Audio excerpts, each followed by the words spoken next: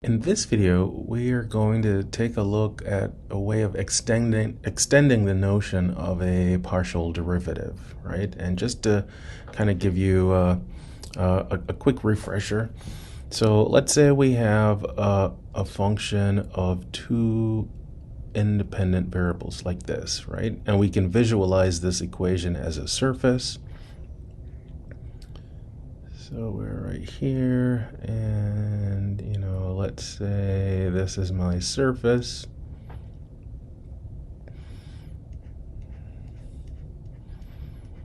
And if we have a fixed point, let's call that point x0, y0, we know that when we compute a partial derivative with respect to x, one way to interpret it is this.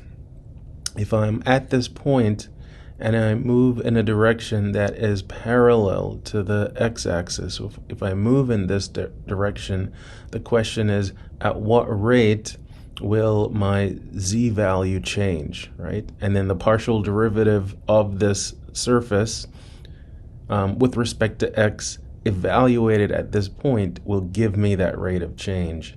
Similarly, if I make a change in my ordered pair that is parallel to the y-axis, so if I went this way, right, parallel to my y, in fact, let me go ahead and label these so that it's clear. So the green vector there is intended to be parallel to the x-axis.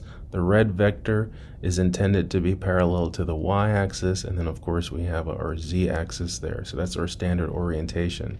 So then this point here, provided it's in our domain, then it will correspond to a point right here on the surface.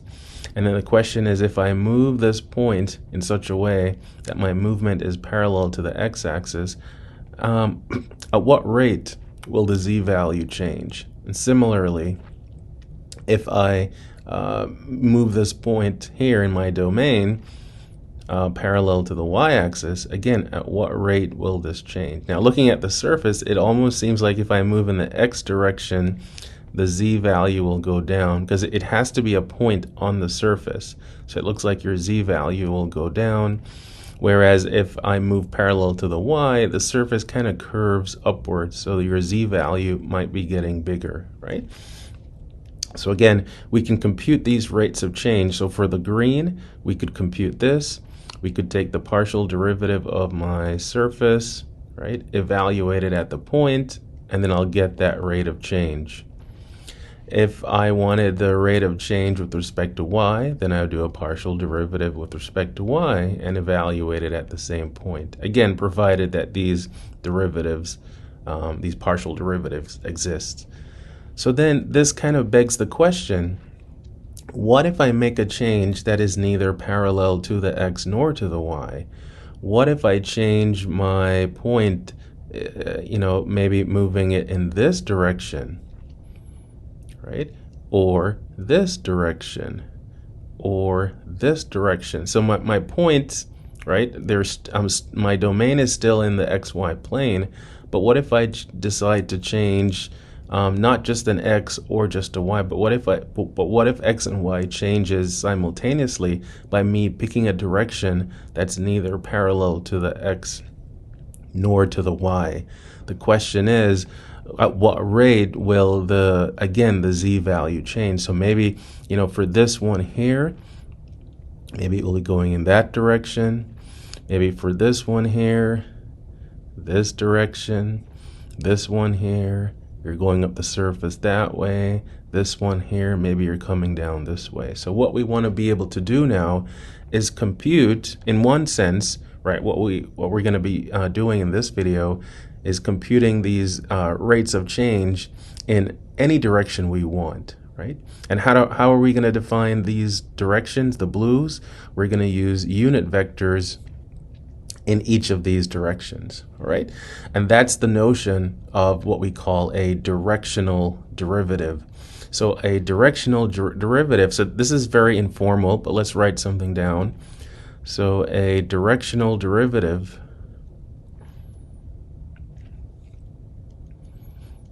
is a generalization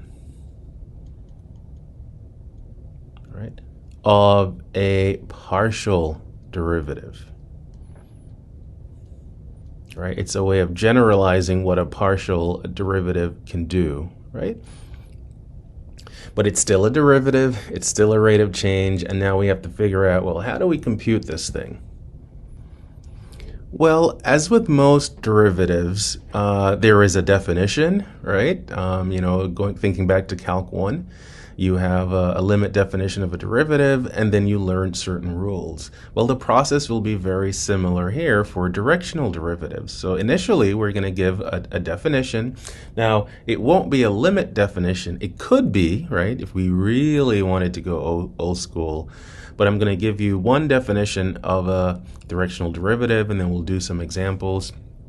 At least one example, and then we'll talk about alternative ways, like in this video and going forward, alternative ways, more efficient ways of computing the directional derivative. All right, so let's see what we have here. So here's our definition. And it's not a really complicated definition, but I'll write it down first, and then I'll give you a picture that goes along with it. So if z equals f of xy, right? So is a function of x and y. So is a function of x and y, and u, and u's a vector, so I'm going to use my vector notation there, is equal to, and let's call it u1i plus u2j, is a unit vector. Right, so we have a surface, and then we have this unit vector. Then the directional derivative, so then the directional derivative of f, so of my function, my surface, in the direction of u at the point x0, y0. Let's do the notation and definition all at once. So we'll say is denoted and defined as follows. So and defined as follows. So before I write it down, let me underline that phrase, because that's really what it is. It's the directional derivative of f in the direction of u at this point, right? So if you kind of look at what I just underlined, there are three key components to this quantity that we're defining. One, the function, right? The surface. Second, the direction in which we're going to move from the point, which is our third, x0, y0. So you change any one of these three things, and you will likely change the quantity that we're defining, which is this directional derivative. All right, so here's the notation. It's a derivative. We're going to use a big D. And then as a subscript, we put the direction in which we're going to move. And then we have our f, which of course represents our surface. And then in parentheses, we put the point x0, y0 to indicate this is the point that essentially you can think of this as my starting point. And then I'm going to move in a direction that's parallel to this unit vector, and we want to compute the rate of change of this surface. So it's all wrapped up, neatly in a bow there. So how do we actually do it? So this is the one definition. It's defined. I mean, it's a derivative, so it's going to be the derivative of something, and we're going to end up differentiating with respect to s. And we take our function and we evaluate it at the point, and then so the x value of the function is evaluated at x0 plus this s times u1, and then the y part of the function is evaluated or replaced with y0 plus s times u2, and these are the components of the unit vector. So that is this new composite, right? And then we differentiate that with respect to s, and then we evaluate that derivative at s equals 0. Right? So if you look at it, it kind of resembles what happens when we use our limit definition for the derivative, where we do like, the x plus h or the y plus h, but now we're allowing both the x variable and the y variable to change simultaneously. And how are we defining that change? Well, that change is defined by this unit vector, and this s here plays the role of like the h in our previous limit definitions. All right, so if we can compute this, this will give us what we call the directional derivative, and it's denoted this way. And all of this is contingent on this derivative existing. So this is provided this derivative exists. Right? So if everything here works out, then we'll be able to compute it. So let's look at an example of how we do this process. And I'll start with a simple surface. So let's do our example here. And through the example, again, I'll kind of give you almost like a geometric way of interpreting like what exactly is going on here when we do this composite, when we replace x with this quantity and y with this quantity. So here's our example. So let f of xy be this really simple function, just x times y, just the product of x and y. Let's find and interpret, so right, we'll be able to compute it and then actually see what does this thing mean. So find and interpret, or directional derivative in the direction of u at the point 1, 2.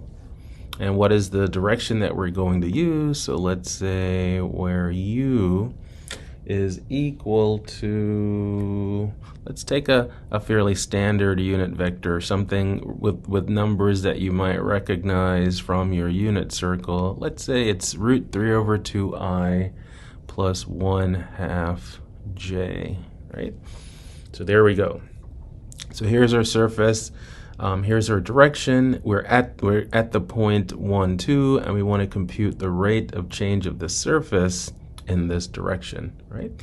So first, let's write down essentially what we can do is we can write down what x is equal to and what y is equal to. So basically, I'm going to say that my x is going to be equal to the x value of my point, which is 1, plus this parameter s, and then times u1, which is root 3 over 2.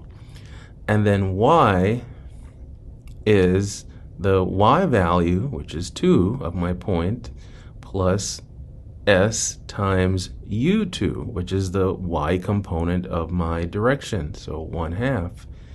And when I look at this, it looks like I've actually written down the parametric equation for a line in 2 dimensions.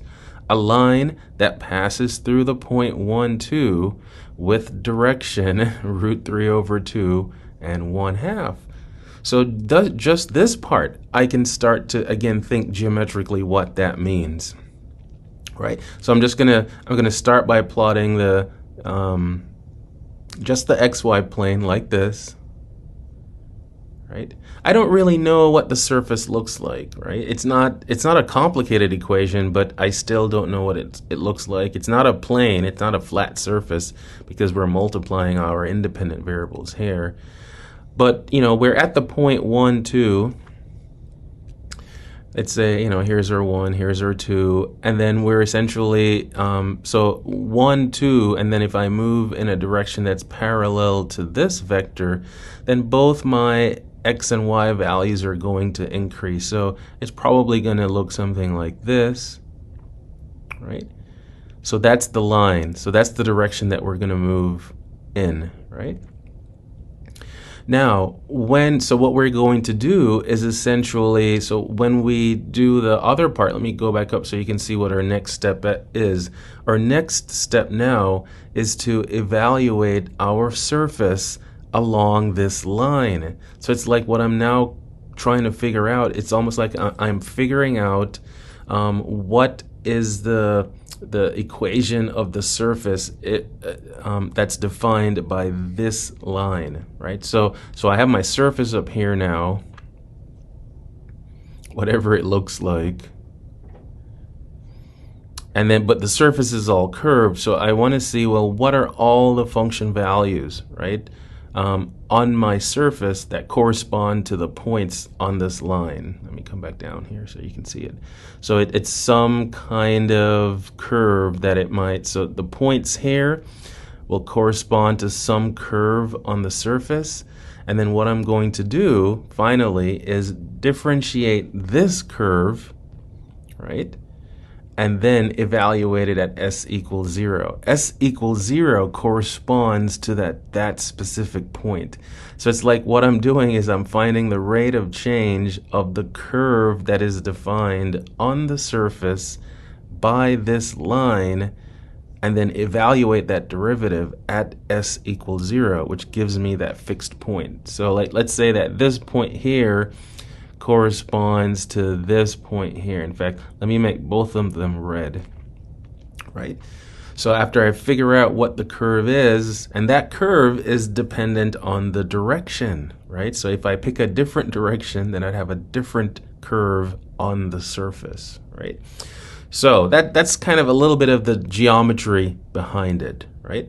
So let's continue with the process. So now what I have to do, I have to take my surface and evaluate the x, or essentially replace x with this parametric equation for the x variable. So 1 plus s times root 3 over 2. And then similarly, replace the y variable with this parametric equation for the y variable. So that's 2 plus s times 1/2, like that, right? Now you could call this, now the nice thing about this is when I evaluate this, and let's write it down, it's just the product of these two things. So now I have to do what the function says, right? And this is where the function comes into play. It says take the x and multiply the y. So I'm going to take the quantity 1 plus, and now I'll start to kind of simplify this. This is root 3 to root 3 over 2s times, and then the quantity 2 plus 1/2 s, right? And notice what I have here now is I have a function that only depends on s. It only depends on that parameter that defines the line. Now, since we're going to end up differentiating this, I mean, we could set it up and just do our product rule, but I'm going to go ahead and FOIL this out and see what we have. So I'll have 2 and then plus 1/2 s, and then plus root 3s, because now I'm doing the root 3 over 2s times 2. So this is root 3s. And then the last term, when I do the root 3 over 2s times 1 over 2s, that gives me root 3 over 4s squared, right? And, you know, if we wanted to, we could collect the like terms, because these are both s terms. So we end up having the quantity 1/2 plus root 3s plus root 3 over 4s squared, right?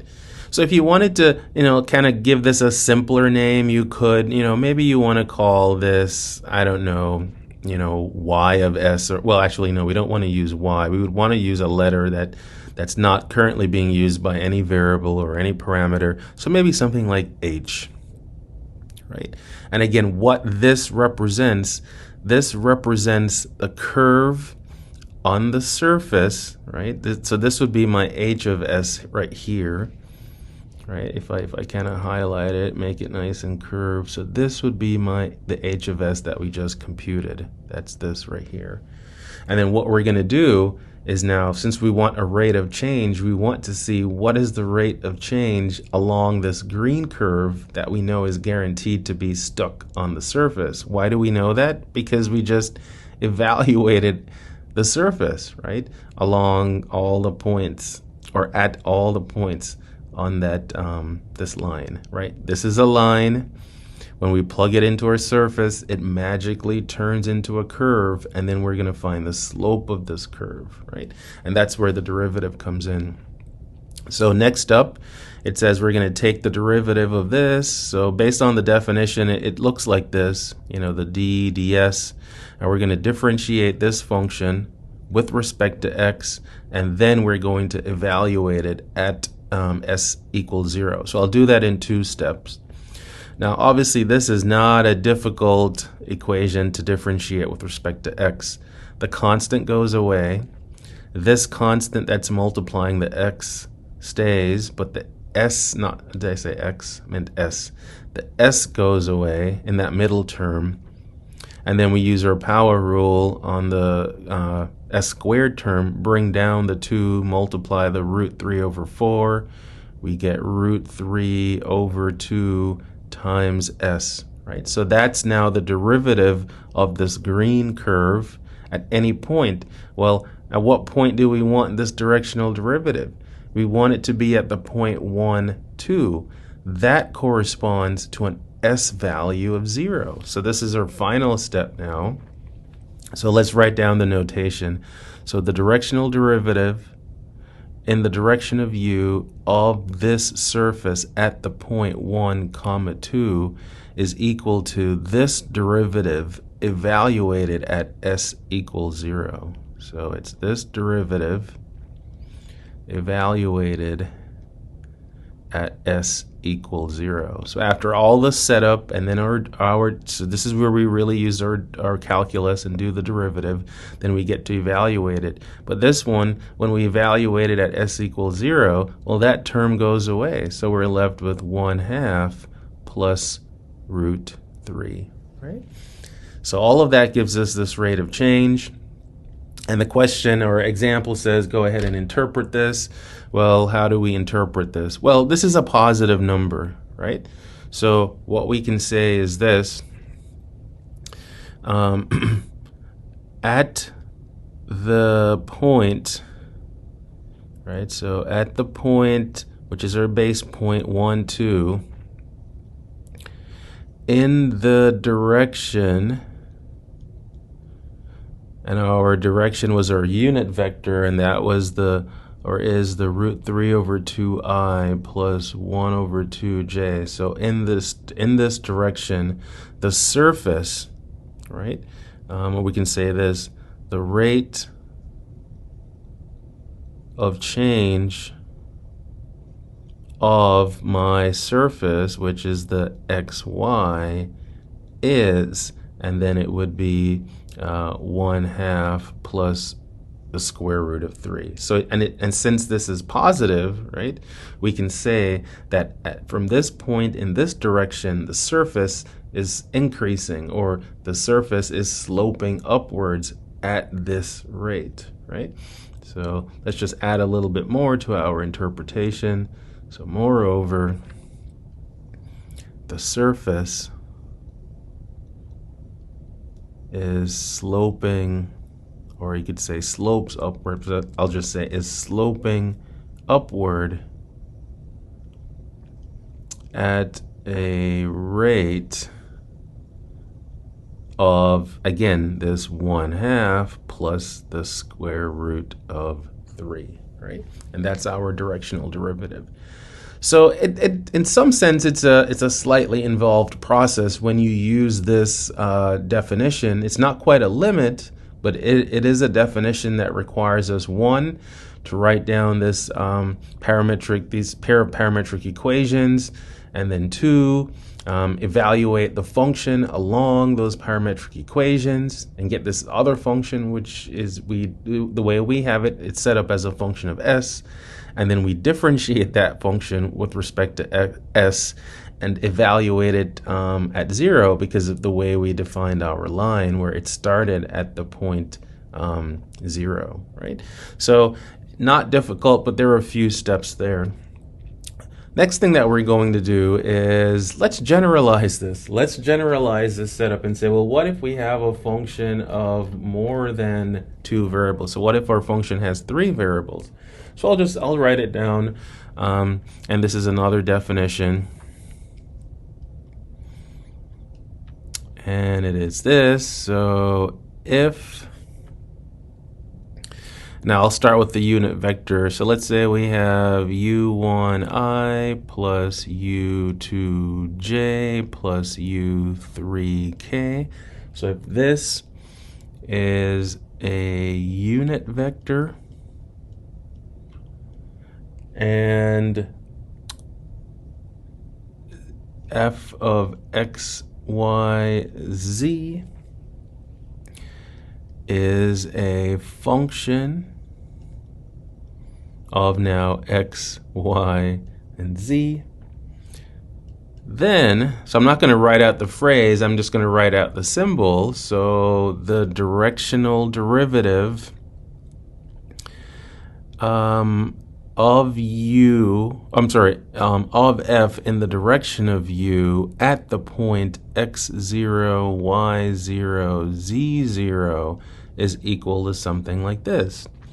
So it's going to be another derivative with respect to s, and we're just using s here. We could actually use t as our parameter. That's not the critical part of this process at all.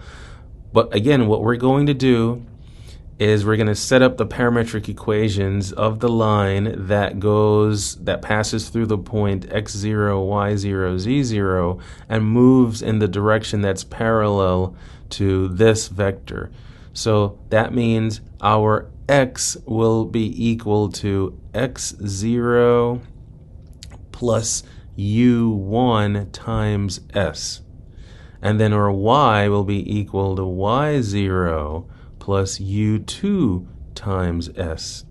And then finally, now that we have a third independent variable, our z is going to be equal to z0 plus u3 times s. And again, so we get this. So again, what this is saying is we're now evaluating our surface, right, on at all the points on this line, right? And then that will now give us a curve on the surface. And then we take the derivative of that curve and then evaluate it at s equals 0, right? And there you go. So this is again, we interpret it the same way, right? You know, it's the slope of the surface, it's the instantaneous rate of change at this point, but now in a direction that does not have to be parallel to the x or to the y, or in this case to the z axis. Whatever direction we want, the key here is that the u has to be a unit vector. And of course, all this is contingent on the existence of this derivative. So we always have to put this little disclaimer because not every derivative exists. So provided this derivative exists.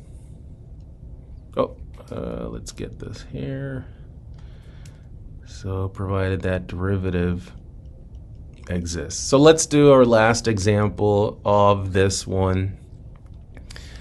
And again, I'll just write down the relevant information. So let's say we have the surface or this function f of x, y, z. Let's say it's equal to x squared minus 2yz. So let's say it looks like this. So we're going to find this directional derivative, let's say 1 to -1, where, and we have to give the direction, because without a direction then it's kind of pointless. So let's say where u is this unit vector. So let's say it's just, I'll take it pretty simply. Let's take it that it's 1 over root 3i plus 1 over root 3j plus 1 over root 3k. And if you'd like, you can go ahead and verify that this is in fact a unit vector. If you compute its magnitude, you should be able to see what will happen. All right. So first, let's write down the parametric equations, right, of the line that passes through the point 1 to -1 and then moves in a direction that's parallel to this vector. So our x will be 1 plus, and again, we're using s as the parameter. If you don't want to use the parameter, feel s as your parameter. Feel free to use t or some other letter that's not being used. So we have that equation for x, and then we have this equation for y. So 2 plus 1 over root 3s, and then now we need our third equation for z. So -1 plus 1 over root 3s. All right. Then we're going to take our surface and evaluate it along this line. So we're going to take our function and evaluate it at 1 plus 1 over root 3s, and then 2 plus, I'll just write this more compactly as s over root 3, and then -1 plus s over root 3. So now we do what the function says.